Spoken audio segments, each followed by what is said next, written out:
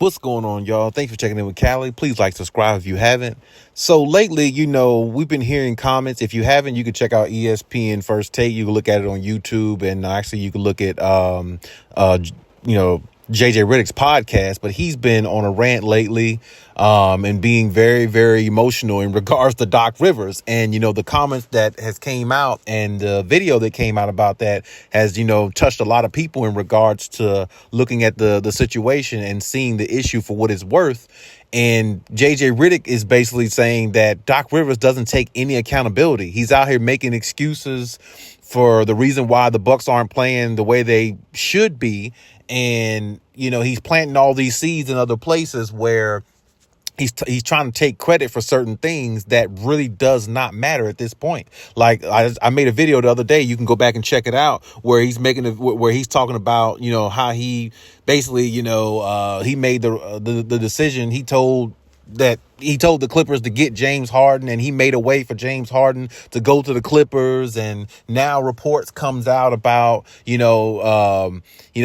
spoke to Kawhi Leonard in regards to Paul George over SGA, and who knows what other comments are going to come out and things like that. But, listening to JJ Riddick speak about Doc Rivers, it's really kind of like a telltale situation because he played for Doc Rivers. And I'll agree, Austin Rivers, which is Doc Rivers' son, actually said that JJ had his best years with Doc. And he did. He had his best years playing as a Clipper alongside with Doc Rivers. But JJ Riddick basically said that Doc never takes no accountability. When things go wrong, when things go awry, he always blames the players, and he never takes accountability for, what actually goes on in maybe not just in the locker room, but what actually goes on with the team. It's always just putting it out on the team and letting them take the fall, and not being a head coach and taking the fall for your players. And, when you think about that in hindsight, it really makes sense because we all could look at a situation and say the bubble was probably one of the worst situations that the Clippers franchise has ever been a part of, because Doc Rivers, he never made no adjustments in the series against the Denver Nuggets. The Denver Nuggets coach, Mike Malone, made adjustments in regards to finding better matchups, finding easier scoring lanes that actually propelled the Nuggets over the Clippers when they were down 3-1. And Doc Rivers just let the team go out there and figure it out themselves. And that report came out where he actually said, y'all guys figure it out, and I'm going to sit here and watch you guys play and let y'all figure it out and embarrass yourselves. But see, that's the problem. If you have a coach doing things like that and bringing that type of environment, that's the worst environment you can have, because it's a coach's job to make adjustments and try to figure out what our team is not doing well, so we can put our teammates or our guys in better position to play better going forward, so we can end this series and move on to the next round and better our chances of winning a championship. Whereas Doc Rivers has had many situations where he's been up 2-1, 3-1 in series, and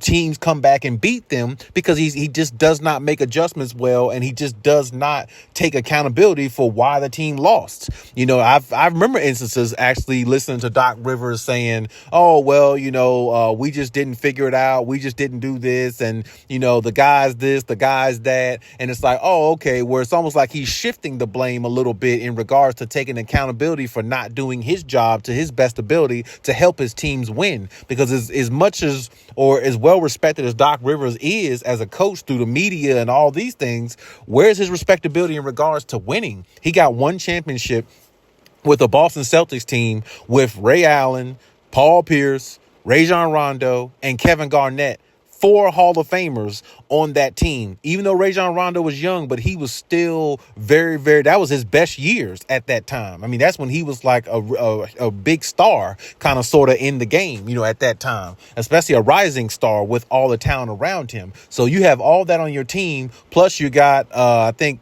let's see, Kendrick Perkins, Leon Powe. You got some big body bruiser guys type in there. James Posey, I think, a three-point guy. I mean, you had Eddie House, I believe. What I'm saying? They had so many good revolving pieces on that team. It really wasn't hard to win a championship. And like I said before, they was in the Eastern Conference, where it was not as difficult as it was or would have been if they was in the Western Conference. Because, I mean, Detroit was pretty good at that time, but they didn't have Chauncey Billups, I don't think, at the time.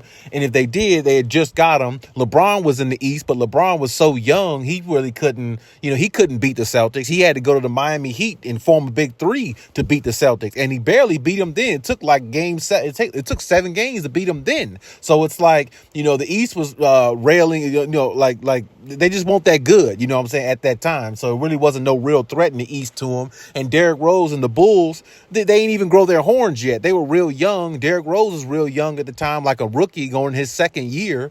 And, it just wasn't their time to even be a contender yet. So it's like the East really was theirs. That's why they went to back-to-back, I think, finals. I think they did. So, or at least they went to 2 NBA finals at least. So it's like, when you think about that, yeah, he had a very stacked team at that time. So it wasn't really hard to win a championship with that type of talent. I mean, if you got 4 Hall of Famers on there, at least 3, well, maybe it's a little bit easier to figure things out, or you don't have to make as many adjustments because you got one guy, two of the 3 is going to be hot or playing very well. And if all 3 are playing very well, the other team probably really doesn't have a chance, especially if you got a good defensive team, in which he did. I think he had Glenn Baby Davis as well, and another big body in the paint. So it's like he had good defenders, good guys guys who were physical, and the game was hand checking back then. So the physicality was more in the NBA, it was more allowed. So it actually worked in his favor. But I mean, he's coached multiple teams that's failed and that's looked very bad. That Lob City team, the one that JJ Riddick was on, looked very bad, having all that talent that they had with Matt Barnes and Blake Griffin, Chris Paul. They had JJ Riddick. They had a lot of good players on there, and it just didn't pan out and work the way it was supposed to. I think they had Jamal Crawford too. So, and a lot of people like Lob City. They was an exciting team. They were really, really fun to watch. They were really good, and Chris Paul was leading them along with Blake Griffin, but it just wasn't good enough because Doc Rivers wasn't the coach they needed. If they would have had like a Steve Kerr or Greg Popovich or something like that, it would have been championship quite easily. You know what I'm saying? But this is the problem.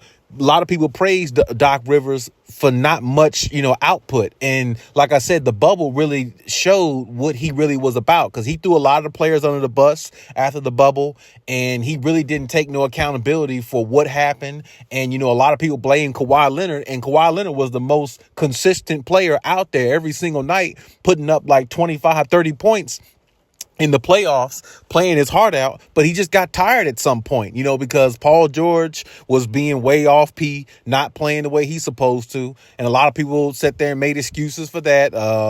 His shoulder. Yeah, but I mean, a lot of people are going through injuries. And Kawhi was actually injured in the 2019 playoffs when he played against the Milwaukee Bucks, but somehow he willed his team to victory and got to the finals, and, he willed his team to victory there. So, I mean, players play through injuries all the time. You still have to perform. And, Paul George didn't at that time. So it's like, and like I said, Kawhi flamed out at some point because he got tired and he just couldn't, maintain being up 3-1. And, of course, you're going to blame him because he's the main guy on the team, which is rightfully so. But at the same time, nobody really blamed Doc Rivers. And he was the one who didn't make adjustments. He was the one that threw players under the bus, talking about the locker room and how disgruntled it was and leaking out information like that. Why are you sitting there saying all this stuff? You're supposed to be the head coach. You acting like one of those media people. If you want to be a media person, then be that. If you want to be a head coach, then real head coaches keep things indoors. What happens in the locker room stays in the locker room. The coach is not going to tell it, of all people.